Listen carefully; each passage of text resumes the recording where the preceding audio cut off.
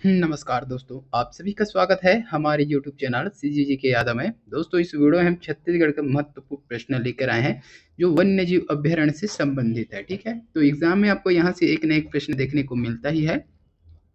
तो इसमें अब जो भी प्रश्न बनता है पिछले एग्जाम में पूछा गया वो सारी चीज कवर करने वाले हैं डिटेल के साथ। ठीक है, चलिए वीडियो में आगे बढ़ते हैं बिना किसी देरी के। पहला प्रश्न दिया क्या है देख लीजिएगा। छत्तीसगढ़ के महासमुंद जिले में कौन सा वन्य जीव अभ्यारण्य है?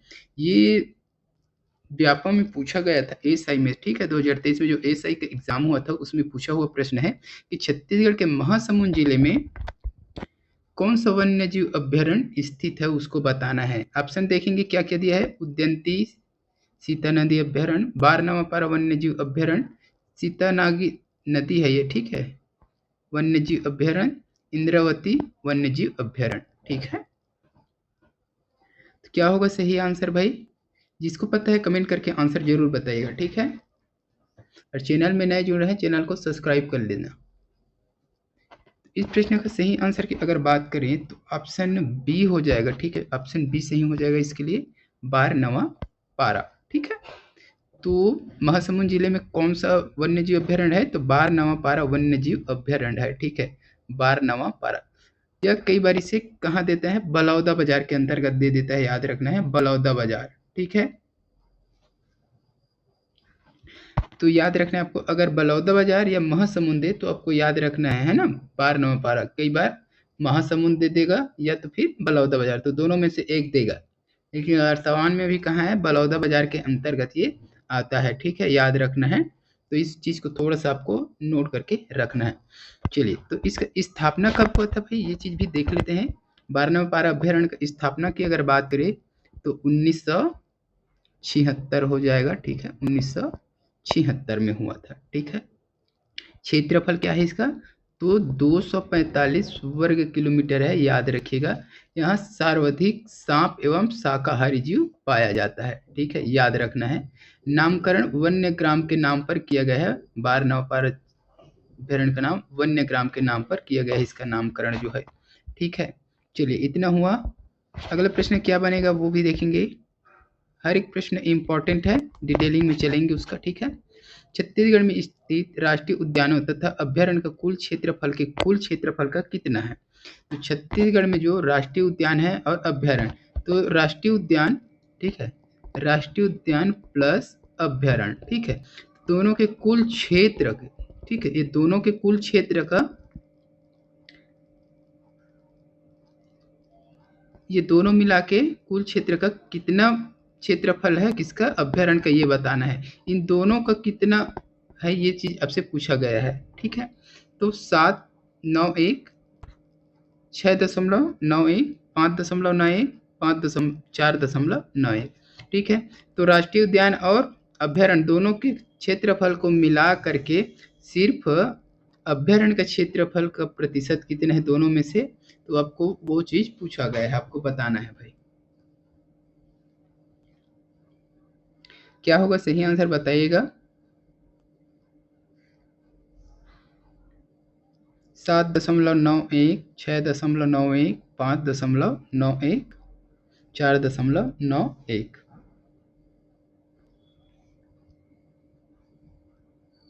तो इस प्रश्न का सही आंसर क्या हो जाएगा? तो ऑप्शन डी हो जाएगा, याद रखिएगा, डी हो जाएगा, 4.91% हो जाएगा। ठीक है, समझ में आया प्रश्न? थोड़ा सा समझना है आपको प्रश्न को। ठीक है, राष्ट्रीय उद्यान, ठीक है, प्लस अभ्यारण्य का जितना भी क्षेत्र है उसका अभ्यारण्य, बस अभ्यारण्य, टोटल अभ्यारण्य का भाग कितना है उसमें? तो 4.91% है। इन दोनों के क्षेत्रफल में हिस्सा इसका कितना है सिर्फ अभ्यारण्य का? तो 4.91% इसका हिस्सा है। ठीक है, तो इसको थोड़ा सा अच्छे से देख लीजिएगा। अगला प्रश्न क्या है देखेंगे। छत्तीसगढ़ का कौन सा अभ्यारण्य भारत सरकार द्वारा स्थापित जैव मंडलीय संरक्षण क्षेत्र में से एक है? तो छत्तीसगढ़ का वह कौन सा अभ्यारण्य है जो भारत सरकार द्वारा स्थापित जैव मंडलीय संरक्षण क्षेत्र में शामिल है? अचानक मार, बारनवापारा, सीता नदी, उद्यंती। जिसको पता रहेगा कमेंट करके जरूर बताइएगा। ठीक है,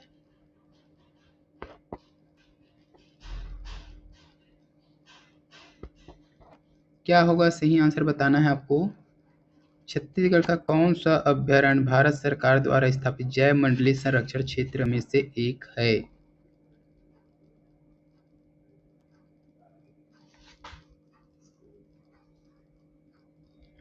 अचानक मार दिया है, बारनवा पारा, सीता नदी, उदयंती।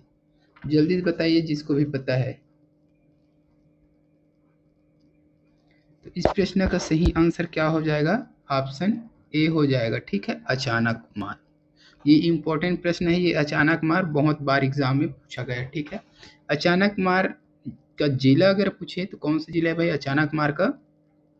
तो मुंगेली जिला। ठीक है, मुंगेली जिला याद रखिएगा, मुंगेली जिला के अंतर्गत ये आता है, मुंगेली जिला में स्थित है ये। ठीक है, और मध्य प्रदेश के अनूपपुर तथा डिंडौरी जिले के कुछ क्षेत्रों को मिलाकर केंद्र सरकार द्वारा, ठीक है, तो मुंगेली में जो अचानक मार अभ्यारण्य है उसको और मध्य प्रदेश के अनूपपुर तथा डिंडौरी जिले के कुछ क्षेत्र को मिलाकर के केंद्र सरकार द्वारा क्या किया गया है? तो जैव मंडलीय संरक्षण क्षेत्र में शामिल किया गया। कब किया गया था? तो 2005 याद रखिएगा, 2005। ठीक है, अमरकंटक, इसका नाम क्या दिया गया था? Amarkantak biosphere reserve. ठीक है, जो कि देश का कौन से नंबर का था ये भी एग्जाम में पूछा जाता है। कौन से नंबर का बायोस्फीयर है ये? तो देश का 14वें नंबर का बायोस्फीयर है अमरकंटक, अचानक मार अमरकंटक बायोस्फीयर रिजर्व। ठीक है, तो इसका नाम पूछेगा तो क्या हो जाएगा? अमर अचानक मार अमरकंटक बायोस्फीयर रिजर्व। ठीक है, स्थापना 2005। कौन से क्रम का है? तो 14वें क्रम का बायोस्फीयर है देश का। ठीक है, जिला पूछे तो मुंगेली जिला और मध्य प्रदेश के अनूपपुर और डिंडौरी जिले के कुछ क्षेत्रों को मिला करके केंद्र सरकार द्वारा वर्ष 2005 में इसका स्थापना किया गया है। ठीक है, चलिए अगला प्रश्न देख लेंगे। अच्छा एक मिनट ना, अचानक मार की अगर बात आया है तो इसको फिर देख लेते हैं। तो अचानक मार का स्थापना कब हुआ था अभ्यारण्य का? तो 1975 में हुआ था इसका स्थापना। और बायोस्फीयर कब घोषित किया? तो 2005 में किया था। ठीक है, और इसका स्थापना की अगर बात करें अचानक मार अभ्यारण्य का 1975 में हुआ था। इसके क्षेत्रफल की बात करें तो 552 वर्ग किलोमीटर। ठीक है, लेकिन कुछ कुछ में अभी क्या दिया गया है? 557.55। ठीक है, तो ये पॉइंट भी आपको याद रखना है। क्षेत्रफल क्या दिया है? 552 पहले दिया गया था। ठीक है, 552 वर्ग किलोमीटर। अभी वर्तमान में लगभग इसको 557.55 वर्ग किलोमीटर कर दिया गया है। तो ये दोनों को याद रखना है आपको, दोनों में से एक अगर दिया रहे तो आपको लगा लेना है। ठीक है, तो सर्वाधिक बाघ है कहाँ भाई? तो अचानक मार में सर्वाधिक बाघ पाया जाता है 2006 में। ठीक है, और 2006 में क्या किया गया था? इसको प्रोजेक्ट टाइगर याद रखिएगा। 2006 में 2006 में प्रोजेक्ट टाइगर। ठीक है, प्रोजेक्ट टाइगर। और 2009 याद रखना है, 2009 टाइगर रिजर्व। ठीक है, टाइगर रिजर्व। ठीक है, तो अचानक मार अभ्यारण्य की स्थापना 1975। ठीक है, बायोस्फीयर कब घोषित किया गया? 2005, जो कि 14वें क्रम का है भारत का। 2006 में क्या किया? Project tiger. ठीक है, और 2009 में टाइगर रिजर्व घोषित किया गया है। तो इतना पॉइंट याद रखना है आपको अचानक मार मुंगेली जिला से। ठीक है, चलिए अगला प्रश्न क्या है देखेंगे। पामेड़ अभ्यारण्य किस जिले में स्थित है? पामेड़ अभ्यारण्य देख लीजिए, बीजापुर, नारायणपुर, दंतेवाड़ा, सुकमा। पामेड़ अभ्यारण्य क्या होगा सही आंसर बताइएगा दोस्तों। पामेड़ अभ्यारण्य जल्दी से बताइए आंसर क्या होगा।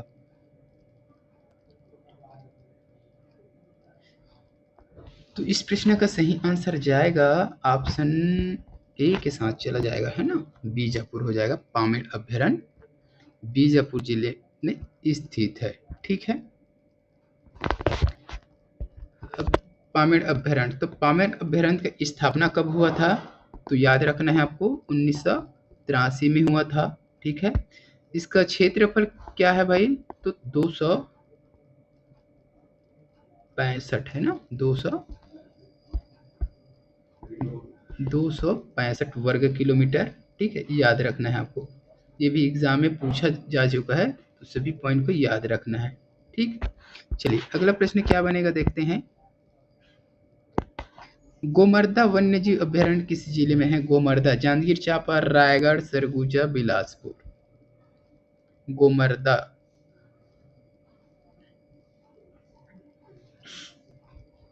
कहाँ हो जाएगा भाई? गोमर्दा वन्यजीव अभयारण्य जांजगीर चांपा, रायगढ़, सरगुजा, बिलासपुर।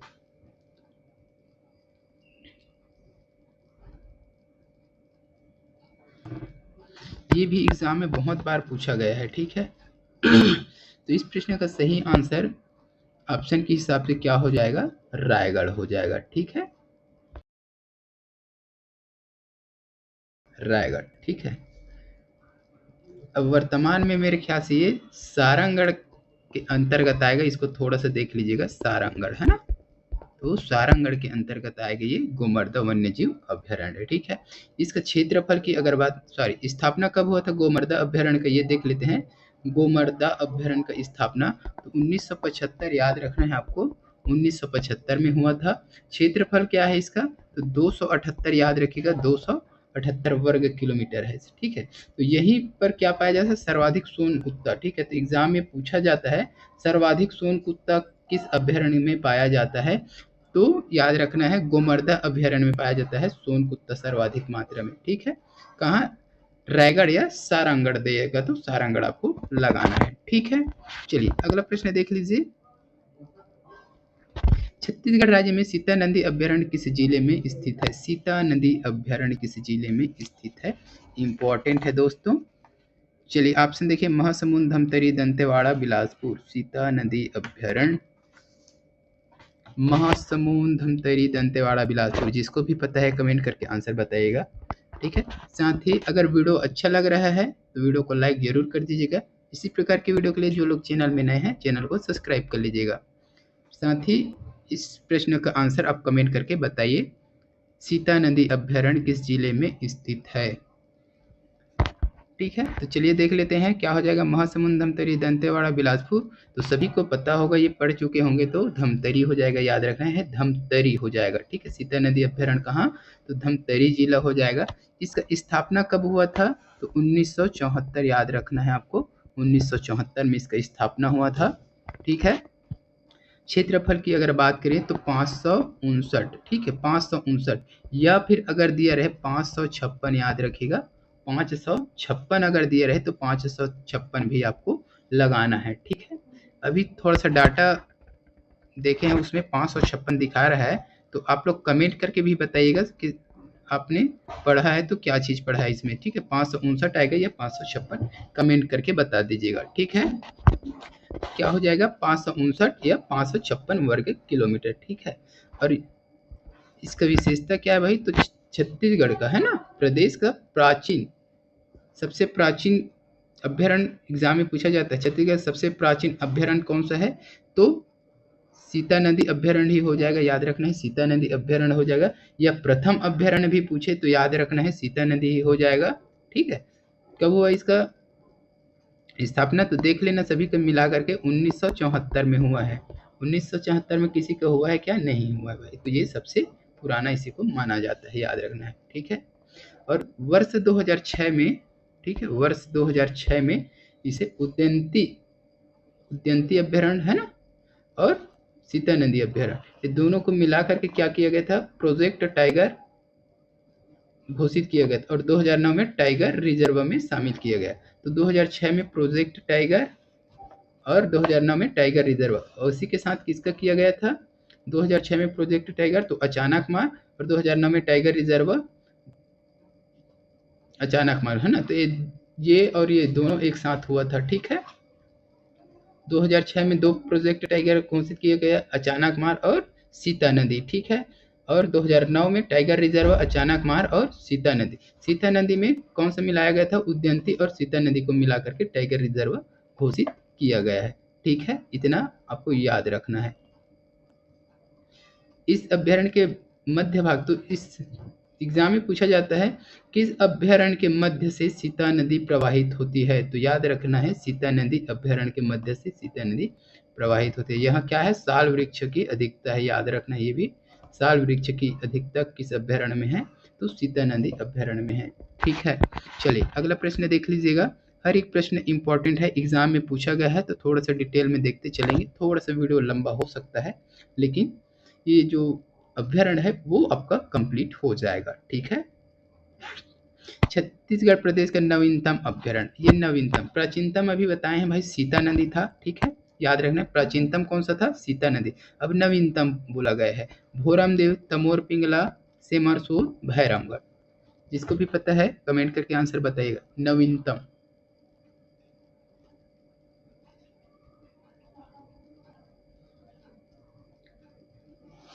तो इस प्रश्न का सही आंसर लगभग लगभग सभी को पता होना चाहिए। ऑप्शन ए हो जाएगा भोरमदेव अभ्यारण्य। ठीक है, तो सबसे नवीनतम अभ्यारण्य कौन सा है? भोरमदेव है। और सबसे प्राचीनतम की अगर बात करें तो कौन सा है भाई? सीता नदी अभ्यारण्य, जो कि धमतरी में है।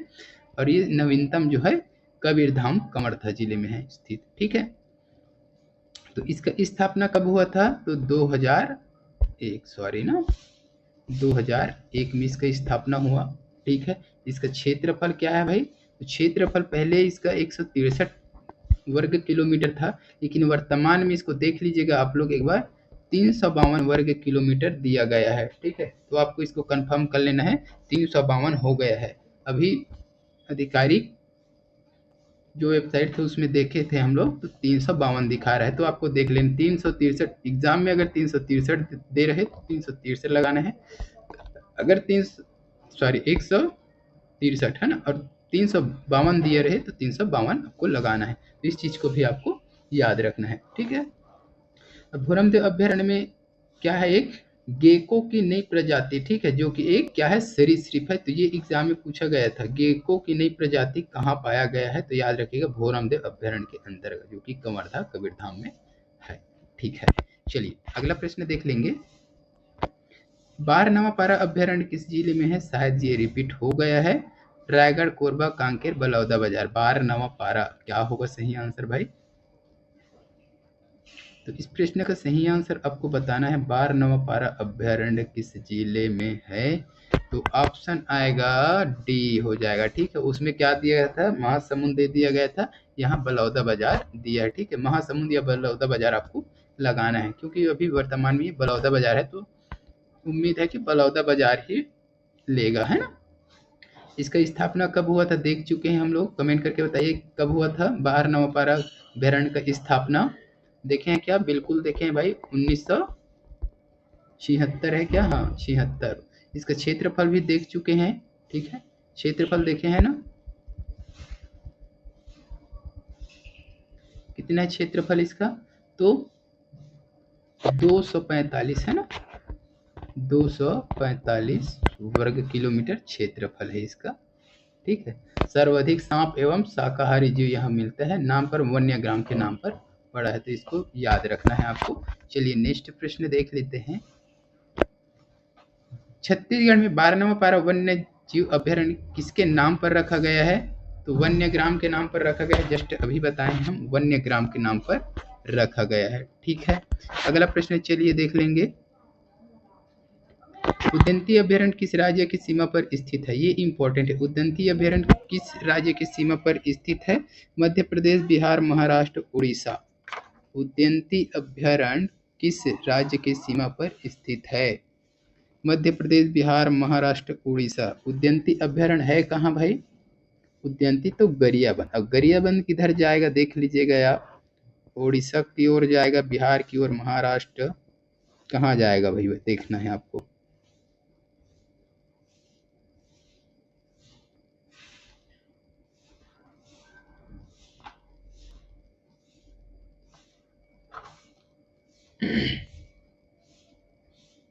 तो इस प्रश्न का सही आंसर क्या हो जाएगा जल्दी से बता दीजिए। उदंती अभ्यारण्य किस राज्य की सीमा पर स्थित है? उदंती अभ्यारण्य किस राज्य की सीमा पर स्थित है? तो सभी को पता होगा किधर है भाई। अच्छा, उदंती अभ्यारण्य है कहाँ? तो गरियाबंद में है। ठीक है, तो गरियाबंद किधर हो जाएगा? मान लो ये छत्तीसगढ़ का अपना नक्शा बन गया, ये इस टाइप से है ना, इस प्रकार से कुछ छत्तीसगढ़ का नक्शा है। अब गरियाबंद आएगा किधर भाई? इधर आएगा, और इधर क्या है भाई? उड़ीसा है, सीधी सी बात है ना। तो उड़ीसा ऑप्शन होगा, ऑप्शन डी सही हो जाएगा इस प्रश्न के लिए, उड़ीसा। ठीक है, नक्शे में ध्यान मत देना भाई, है ना, थोड़ा सा ऐसे बना दिया मैंने। चलिए अगला प्रश्न देख लेंगे। छत्तीसगढ़ में उद्यानिकी अभ्यारण्य का स्थापना वर्ष है, तो ये आपके लिए होमवर्क है, इसका आप कमेंट करके आंसर बताइएगा। छत्तीसगढ़ में उद्यानिकी अभ्यारण्य का स्थापना कब हुआ था, मैंने बता दिया है इसका स्थापना कब हुआ है, तो आपको कमेंट करके बताना है 1980, 1981, 1982, 1978। तो आज की इस वीडियो में बस इतना ही। वीडियो अच्छी लगी हो तो लाइक कर दीजिएगा, शेयर कर दीजिएगा। इसी प्रकार की वीडियो के लिए चैनल को सब्सक्राइब कर लीजिएगा। जल्द मिलते हैं इसके अगले पार्ट के साथ, तब तक के लिए वंदे मातरम, जय हिंद।